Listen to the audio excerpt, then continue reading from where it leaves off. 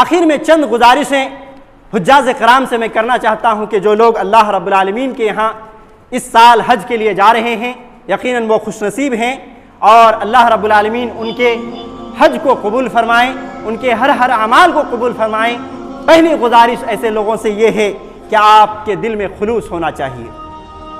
خلوصیت کے ساتھ آپ حج کو جائیں، آپ کے دل میں ریاکاری نہ ہو، آپ کے دل میں دکھاوا اور شہرت نہ ہو، آپ اللہ رب العالمین کو خوش کرنے کے لیے جائیں۔ بہت سارے حجاج کرام کو دیکھا یہ جاتا ہے کہ جا کر کے وہاں ویڈیو بناتے ہیں، فوٹو کاٹتے ہیں، اور اس طرح سے وہ شیئر کرتے ہیں اور دکھانے کی کوشش کرتے ہیں، شہرت پانے کی کوشش کرتے ہیں کہ ہاں ہم نے حج کیا ہے اور ایسا اور ویسا۔ بعض لوگوں کو تو یہ دیکھا جاتا ہے کہ وہ پورے حج میں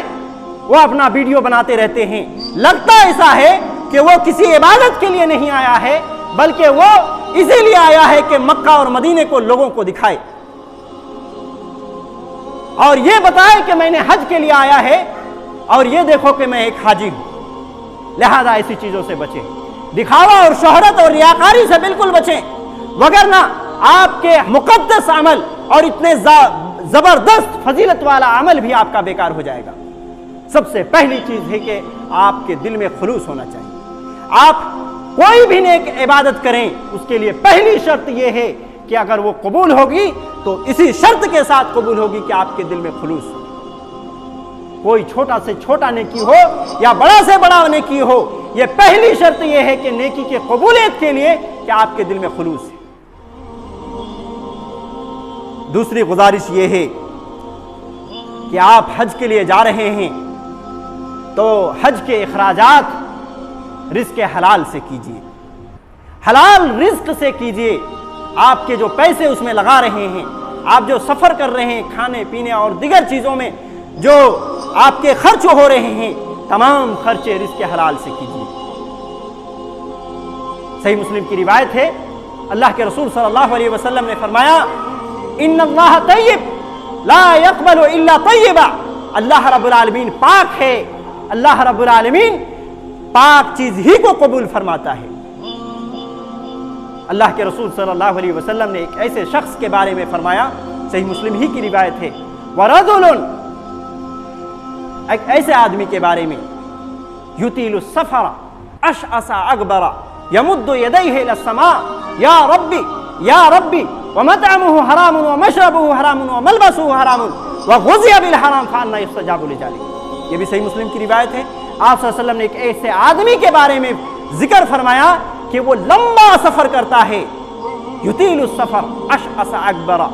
اور اس کے جو ہے پراگندہ حال ہیں، ان کے بال بکھرے ہوئے ہیں لمبی سفر کرنے کی وجہ سے۔ یمد یدیہ الی السماء، اور وہ اپنے ہاتھوں کو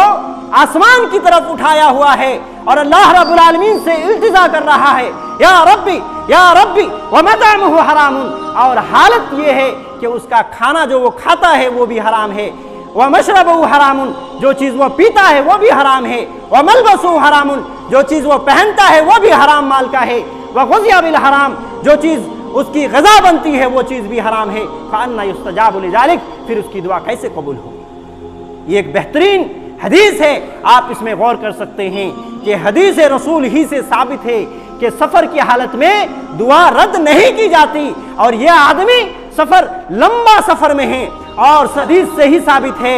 سنن ترمذی کی روایت میں کہ کوئی بندہ ہاتھ اٹھا کر کے اللہ رب العالمین سے مانگے، اللہ رب العالمین اس ہاتھ کو یوں ہی نہیں پھیرتا بلکہ قبولیت کے ساتھ پھیرتا ہے۔ اللہ رب العالمین اس بات سے شرماتا ہے کہ میں اتنا بڑا بادشاہ، میں پوری دنیا کو چلانے والا، اور ایک بندہ ہاتھ اٹھا کر کے مانگ رہا ہے، پھر میں اسے کیسے نہ دوں؟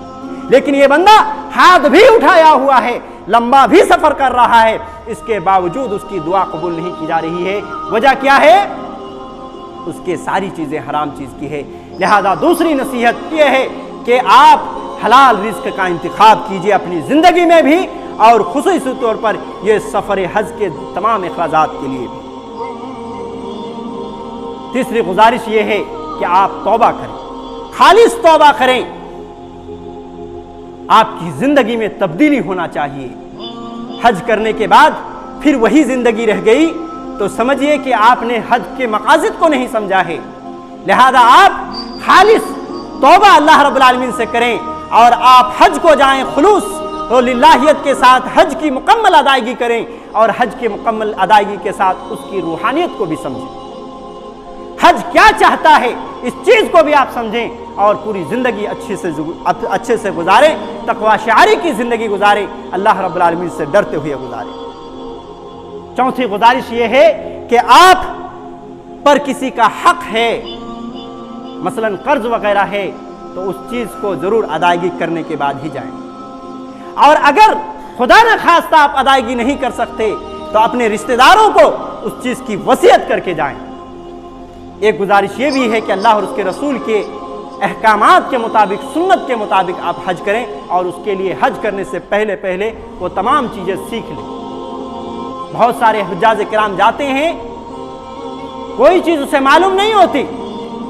یہاں غلطی کرتے ہیں، وہاں غلطی کرتے ہیں، اور فدیہ بھرتے رہتے ہیں، جرمانہ بھرتے رہتے ہیں۔ لہذا آپ پہلے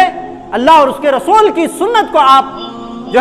سیکھیں، حج میں کیا سنتیں ہیں، کیا فرائض ہیں، کیا ارکان ہیں، اور کس طرح سے کب کیسے ادا کرنا ہے، تمام چیزوں کو سیکھنے کے بعد جائیں